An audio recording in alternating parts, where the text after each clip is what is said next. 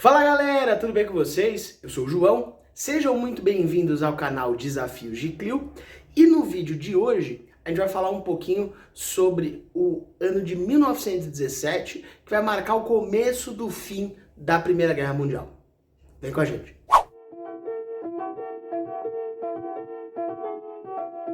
E se você não conhece o nosso trabalho, seja muito bem-vindo, seja muito bem-vinda.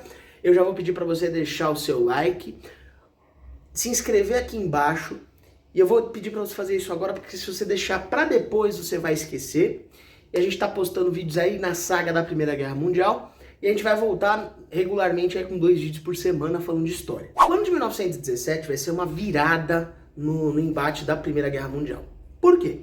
Você teve a entrada de muitos países, tanto na Tríplice Aliança como na Tríplice Entente, e o ano de 17 vai ter uma mudança generalizada por 2 grandes fatores: a entrada dos Estados Unidos no conflito e a saída da Rússia.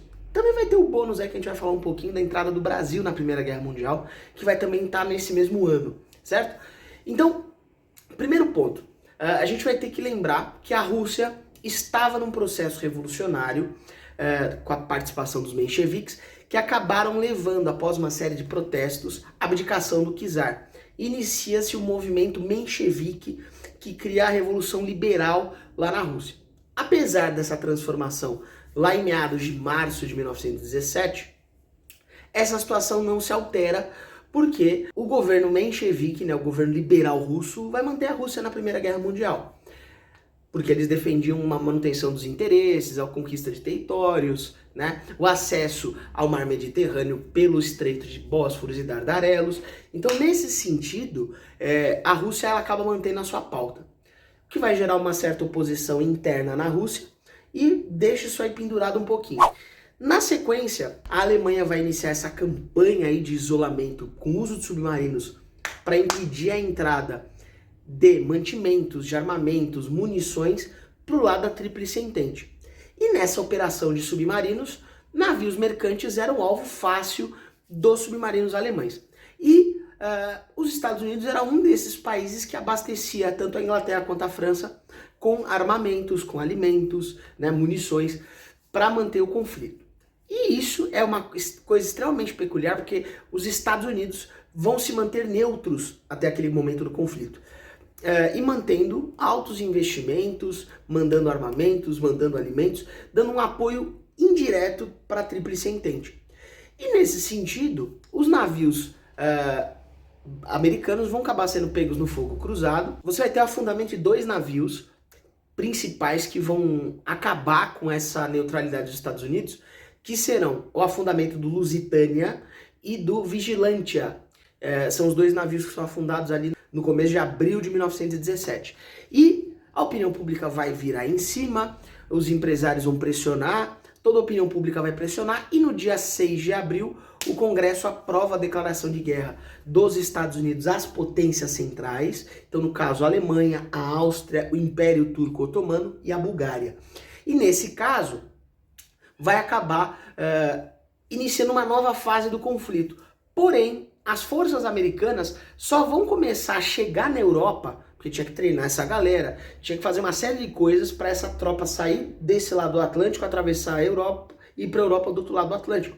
Então, nesse sentido, as tropas americanas só chegariam praticamente um ano mais tarde, em março de 1918. Então, alguns colocam que os Estados Unidos vão entrar na guerra porque eles tinham medo de que a vitória das potências centrais pudesse diminuir o retorno financeiro que eles tinham investido na Entente.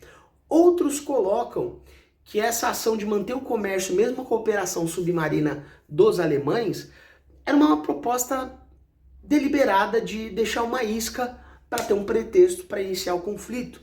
Então é uma discussão muito profunda, não se tem um debate ainda fechado, mas o que importa teve afundamento de navios, os Estados Unidos tiveram uma repercussão interna muito forte e eles entraram na guerra do lado da Entente.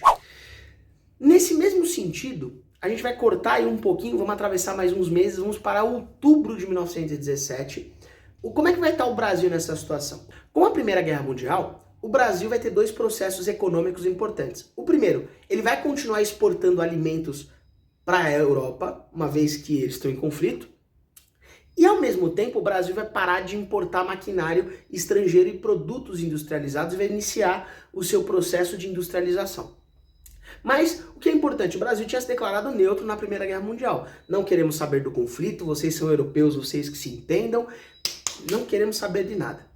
E o Brasil acabou sendo pego, porque o Brasil sai do Atlântico Sul, os navios tinham que subir para o Atlântico Norte, entrar na Europa. Nesse caso, o Brasil teve 4 navios no ano de 1917 que foram afundados por forças de submarinos alemães. Então a gente tem uma sequência de 4 navios que vão desembocar na declaração de guerra brasileira no dia 26 de outubro de 1917, certo?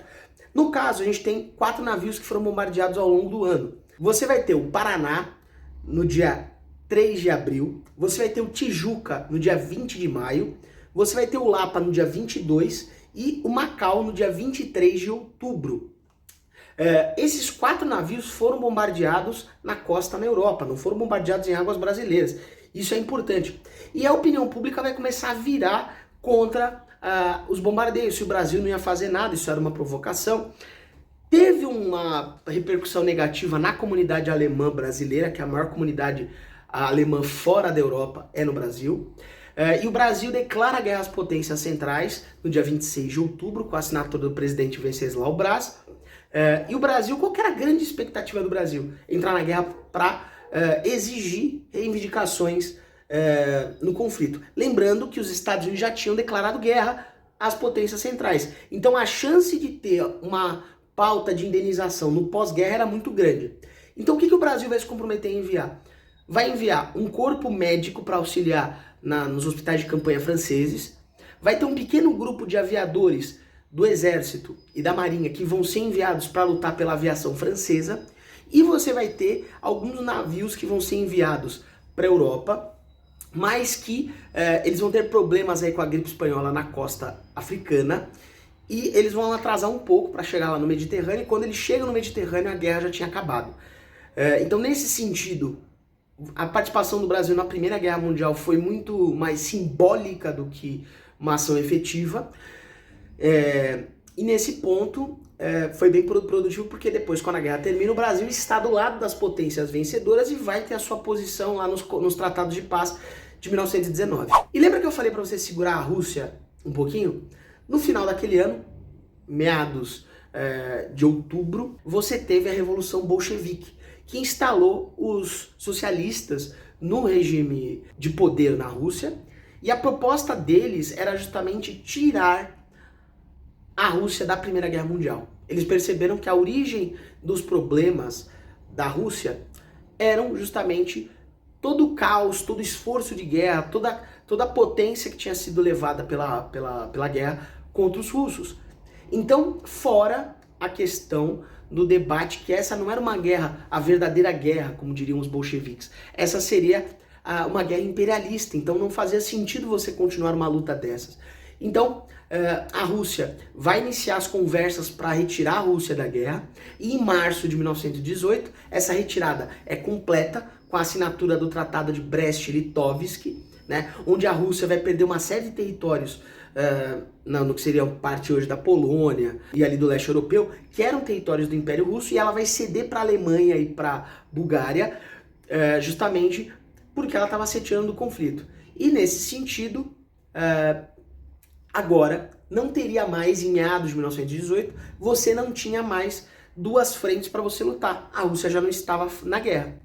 E a gente inicia o ano de 1918 nesse cenário. A entrada dos Estados Unidos, a saída da Rússia, e é importante a gente perceber essa organização, porque cronologicamente as pessoas tendem a achar que os Estados Unidos substituiu a Rússia. Não, os Estados Unidos entrou bem antes da Rússia no conflito. Beleza? Então, basicamente, no vídeo de hoje ele é bem curtinho. Então, se você gostou desse vídeo, deixa o seu comentário, compartilha com seus amigos e lembre-se sempre, dúvidas e desafios, chama a Clio.